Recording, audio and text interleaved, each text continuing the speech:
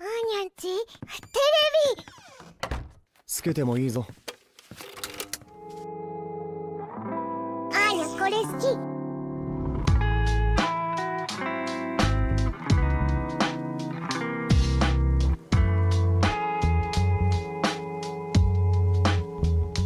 Salut mes petits ananas, j'espère que vous allez bien. Aujourd'hui, on se retrouve comme chaque fin de mois pour les news manga. Aujourd'hui, du coup, les news manga du mois d'août de 2024. Ça fait du coup un an que je fais ça, j'avais commencé en août, maintenant que ça existe. Mais bref, c'est pas ça le sujet. Donc, comme d'habitude, on va faire ça par catégorie. De toute façon, vous verrez avec la timeline. Pour ceux qui sont pas habitués, qui tomberaient sur cette vidéo au hasard, se répartit en plusieurs catégories. Mais je pense qu'on va pas perdre plus de temps et puis on va commencer par parler des actualités qui parlent des animés. Alors ce mois-ci, on a eu quand même pas mal d'annonces autour de nouvelles saisons ou de spin-off d'animés adaptés, de mangas adaptés en animé, c'est ce que je veux dire, notamment Undead Unluck. Donc on a la première saison qui est sortie l'année dernière, et donc en fait il y a une partie du manga, donc du chapitre 54 à 57, où il va y avoir un épisode d'à peu près 1 heure qui va sortir à l'hiver 2025, qui est juste un petit teaser, un petit visuel, mais pas plus d'informations que ça. Pareil, en parlant de 2025, il y a également Sakamoto Days qui a été annoncé du coup il y a quand même quelques temps, mais on a eu la date du coup c'est en 2025 et je crois que c'est en hiver si je me trompe pas, et surtout ça sera sur Netflix. Voilà. Et donc du coup, pour parler d'autres animés qui ont une suite en 2025, nous avons donc la saison 2 de 2 animés, Aren-san et également Couple of Cuckoos, donc tous les deux en 2025 comme je vous ai dit. Il y a des animés ou des mangas, en tout cas des œuvres qui des fois ont un événement dédié à eux, notamment One Piece par exemple, mais Jujutsu du coup il y a eu et le Juju Fest 2024. Du coup durant ce Juju Fest, ils ont annoncé un film compilation sur 2 arcs qui étaient présents dans la saison 2, donc la première partie de la saison 2 si je ne me trompe pas, c'est Mort prématurée et du coup l'arc d'avant, qui s'appelle Trésor caché. Dans la folie, ils ont annoncé qu'il y aura un guidebook sur toute la saison 2, vraiment sur tous les arcs de la saison 2, donc allant du coup de Trésor caché, le premier arc, jusqu'à Shibuya. Pour parler du coup de notre saison qui a été annoncée, c'est la suite du live action de One Piece. Forcément, fallait s'y attendre, même si, voilà, pour ceux qui regardent mes vidéos, vous savez mon avis sur les live action d'animé, je trouve ça à chier de faire ça en live action, mais c'est pas grave. Et ça ira du coup de Lockdown à Drum Island. Voilà, ils vont adapter du coup Drum Island, je crois que c'est l'arc où on rencontre Chopper. Voilà, donc ça ira de là à là. Voilà, donc c'est tout pour cette première partie. On va passer aux actualités autour des mangas.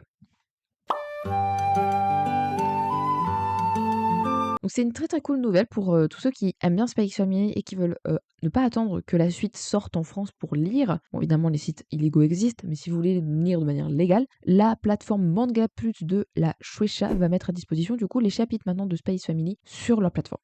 Pour ceux qui connaissent pas, je crois que Manga Plus, il laisse quelques chapitres du manga à chaque fois. Je sais plus combien exactement, dans 2-3 max. Donc vous pouvez suivre chaque semaine quoi. À moins qu'il laisse que le chapitre de la semaine et qu'il remplace par le chapitre de la semaine d'après. Je sais plus parce que je suis jamais allé dessus donc mais je crois que c'est à peu près ça. Donc voilà, pour ceux qui veulent suivre leur manga préféré de manière légale, vous pouvez aller là-dessus. Ce mois-ci, on a eu quelques annonces d'arrêt prochainement, d'arrêt prochain, pardon, je suis plus français, de certaines œuvres, donc manga et également light novel, notamment donc Tomodachi Game, donc Friends Game, qui s'est terminé le 8 août au Japon. Pour ceux qui ne savent pas, il y a une saison de ce manga qui est adapté en animé, pas de nouvelles pour l'instant, mais bon, peut-être qu'un jour. Ensuite, il y a du coup c'est Bunny Girl Senpai, ça c'est un light novel. Et du coup, ce light novel prendra fin, du coup à peu près autour du 10 octobre, au Japon toujours, avec le dernier tome qui sera le 15e. Également, je pense que vous n'êtes pas passé à côté de l'information puisque c'est Jujutsu Kaisen et que c'est quand même assez connu quand même. Et Jujutsu Kaisen du coup, s'arrêtera bientôt. Là, il doit rester du coup 3 chapitres peut-être au moment, je sais plus, ça fait 2 semaines, je sais plus si ça fait 1 ou 2 semaines qu'on a eu l'annonce, ou je sais plus, il doit rester 4 ou 5, 3 chapitres, 3 ou 4 chapitres plutôt, c'est mieux français, avant la fin. Ça s'arrêtera du coup le 30 septembre. Ensuite, en parlant toujours de Daré, mais là on va parler en France parce que il y a Pika et Nobinobi qui ont décidé, pour des raisons certainement budgétaires de toute façon,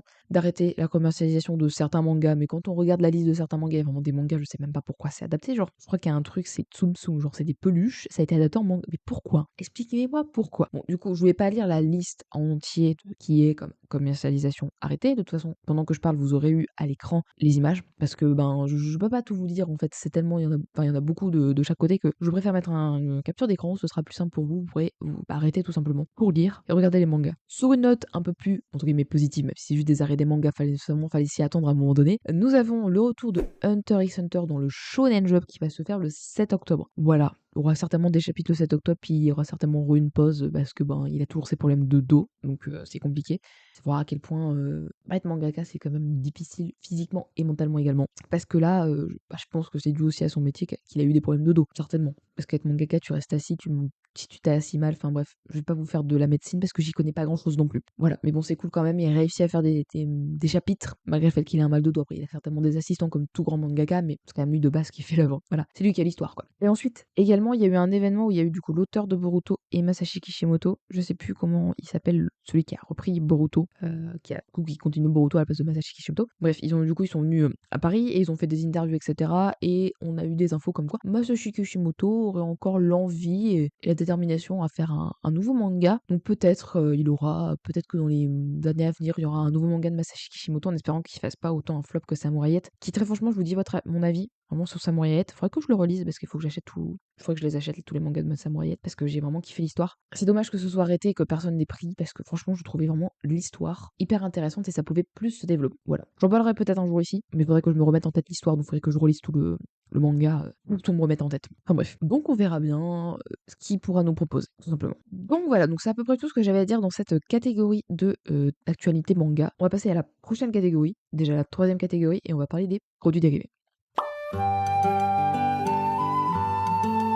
Pour Bleach, donc l'œuvre de Tite Kubo, il va avoir un nouveau jeu vidéo. Ça s'appelle Bleach Rebirth of Soul et comme beaucoup de jeux vidéo, d'anime et de manga et surtout beaucoup de jeux vidéo au Japon, c'est fait par la Bandai Namco. Ce sera donc un jeu vidéo multiplateforme, donc PlayStation 4 et 5, Xbox Series X et C. Non, c'est S, pas C. À chaque fois, je me trompe toujours, c'est S et pas C. Et bien évidemment, là où ça se vendra le plus. Encore non, peut-être pas pour les jeux vidéo de manga, peut-être que ça se vend un peu plus sur Play parce que les jeunes, ils ont un peu plus des consoles, je dirais, plus que des PC, à moins que ça ait évolué. Bref, sur PC, sur ordinateur. Et donc, du coup, ils ont sorti un trailer où on voit un peu plus de gameplay et la façon dont on pourra se combattre dans le jeu vidéo. Donc petit jeu vidéo si ça vous intéresse, voilà, on n'a pas de date de sortie. Les éditions Kurokawa mais également Glénat, chaque année sortent un peu des des calendriers. Et donc pour Kurokawa, ils vont sortir un calendrier de Spice Family. Donc ça sortira le 5 septembre pour un prix de 11,95€ avec des posters détachables dedans. Voilà un calendrier du coup de l'année prochaine en 2025. Et pour Glénat, donc c'est One Piece, celui-là sortira le 4 septembre. Celui-ci coûtera 24,90€, il est plus cher parce que il est un plus grand format. Et enfin, qui dit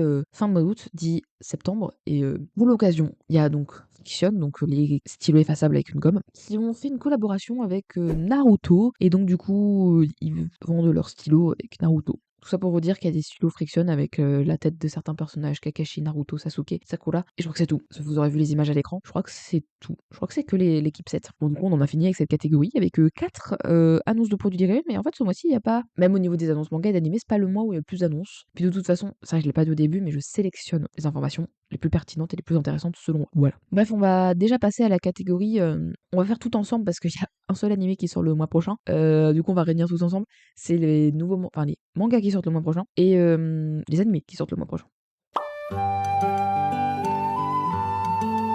Donc du coup, le mois prochain, comme je vous ai dit, il y a qu'un seul animé qui sort. Donc c'est Uzumaki, un animé qui adapte un manga qu'on attendait depuis un moment, qui avait déjà été annoncé il y a pas mal d'années. Il devait déjà sortir l'année dernière, mais ils ont repoussé parce que ils n'avaient pas finalisé l'animé. Et vraiment c'est cool parce que j'ai l'impression qu'ils ont vraiment pris bien leur temps pour adapter ce super manga. Et donc ça sortira le 28 septembre. Voilà, tout simplement 28 septembre. On sait pas le nom on sait le nombre d'épisodes, donc c'est 4 épisodes. 4 d'une série, on ne sait pas la durée, mais bon, si c'est 4 épisodes, ça va certainement être une durée assez longue, puisque je crois qu'en plus ça sort sur Netflix, donc qui dit Netflix dit c'est ce qu'ils veulent au niveau de la durée des épisodes et du nombre d'épisodes. Voilà, c'est pour ça que moi je considère Netflix un peu comme le modèle Netflix, en tout cas comme l'avenir de l'animé, parce que c'est plus possible qu'il se base sur le format TV, enfin de diffusion à la télé, c'est juste plus possible. Parce que les studios n'ont pas le temps certains de parfois adapter les animés, il y a des exemples avec Zom-100 et Sasayaku, ils ont dû stopper et reprendre à plus tard pour bien adapter la suite. Enfin bref, le système est vraiment à chier pour la production d'un animé correct, d'un animé qualitatif. Mais bref, on va pas revenir là-dessus. Et du coup, au niveau des mangas, on a pas mal de sorties. Comme d'habitude, à la fin, je vous ferai un récapitulatif tout simplement de tous les mangas qui sortent. Moi, je fais toujours un petit récapitulatif de mangas que je choisis, c'est-à-dire des mangas que je connais, des mangas connus, des mangas que je lis globalement. Et sinon, vraiment, si vous voulez réellement toute la liste des mangas qui sortent, je vous mettrai le lien de Notijon en description. Pour pas faire un truc hyper long, du coup, je vais vous dire un peu les mangas que je vous recommande au tout début du mois. Donc le 4, il y a le tome 5 d'Aftergod qui sort. Le volume 13 de Insomniac, un autre animé que j'ai vraiment beaucoup adoré quand il y a eu l'adaptation de la première saison. Le volume 22 de l'incontournable manga Kaguya Yasama Love is War. Trop hâte que la suite sorte en animé, mais pas encore d'annonce. Le volume 18 de The Fable, donc vraiment un superbe manga, parce que je regarde l'animé, mais c'est vraiment trop bien. C'est juste génial. Le 5, cette fois-ci, donc on a le volume 7 de Akane Banashi, le volume 10 de Yubisaki Renren, donc A Sign of Affection, deux super mangas. Je vais vous dire ça, deux super mangas, un super manga à chaque fois, mais en même temps c'est des super mangas. Le 11, nous avons le volume 24 de Aoashi, j'en ai parlé dans une vidéo de Aoashi, c'est vraiment un manga de foot qui est vraiment super. Ensuite le volume 5 de Elk, le volume 14 de Osama Ranking, le 25 septembre, le volume 3 de la suite de Jojo's Bizarre Adventure, donc Jojo Land, donc la 9ème partie. Le 27, le volume 9 de Holy Land, donc un manga que j'achète, pour ça que je vous en parle, même si la dernière fois j'ai pas pu acheter le volume 8 parce qu'il était pas disponible. J'étais dégoûtée. Voilà, donc c'est à peu près tout ce que j'avais à vous dire. De toute façon, comme je vous ai dit, il y aura le site de Naughty Dog en description, vous aurez un récapitulatif juste devant ma tête actuellement. Donc vous aurez à peu près tous les mangas qui sortent le mois prochain. Donc voilà, c'est déjà la fin de cette vidéo, j'espère qu'elle vous aura plu. Si jamais vous avez d'autres informations que je n'aurais pas citées dans la vidéo, n'hésitez pas à le dire en commentaire. De toute façon, comme je vous ai dit, durant la vidéo, je sélectionne que les informations que je semble les plus pertinentes et les plus intéressantes, parce que si je devais faire toutes les informations qui sortent du mois, il y a tellement de choses et des choses que je trouve pas très pertinentes des fois, donc ça sert à rien que je le dise, mais bref. Donc du coup, j'espère vraiment que cette vidéo vous aura plu, et puis on se retrouve la semaine prochaine pour une prochaine vidéo. Bye bye.